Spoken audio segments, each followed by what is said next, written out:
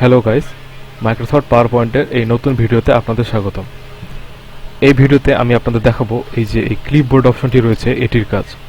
তো পারতপক্ষে এই ক্লিপবোর্ড অপশনটি খুব একটা ব্যবহার করা হয় না, কারণ এই ক্লিপবোর্ডের যে কাজটি অর্থাৎ কপি করে কোনো কিছু যদি আপনি কপি করে থাকেন তাহলে আপনি কি কি কপি করেছেন সেটির একটি লিস্ট হচ্ছে এখানে শো করায় এবং মোট 24টা কপি করা আইটেম এখানে শো করা, এবং এরপর যদি আরও কিছু কপি করে থাকেন তাহলে যে প্রথম যে কপি করেছিলেন সেটি অটোমেটিক্যালি ডিসঅ্যাপিয়ার হয়ে যাবে এবং রিপ্লেস হয়ে নতুনটি আসবে, অর্থাৎ ফার্স্ট কাম ফার্স্ট আউট। এইভাবে ক্লিপবোর্ডের যে অপশনগুলো সেগুলো একটার পর একটা আসতে থাকে।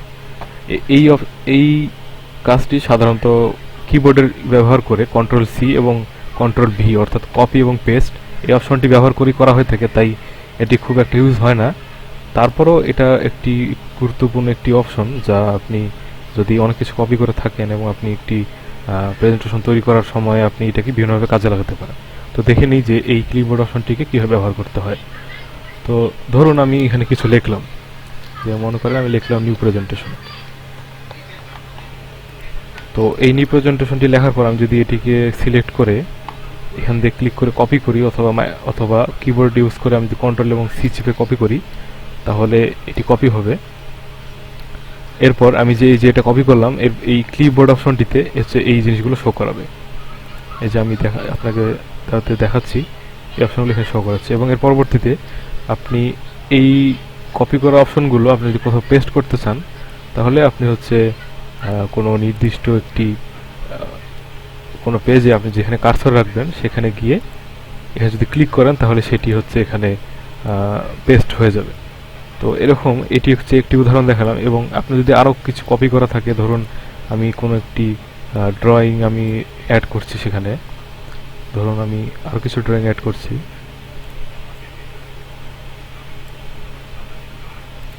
আরও একটি ড্রয়িং অ্যাড করলাম।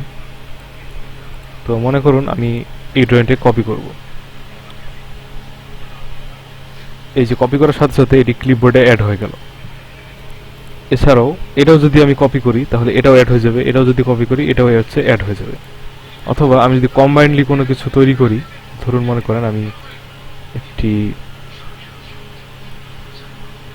কোনো কম্বাইন্ড একটি শেপ কপি করলাম, এটা একটা ডায়াগ্রামের মতো দেখাচ্ছে।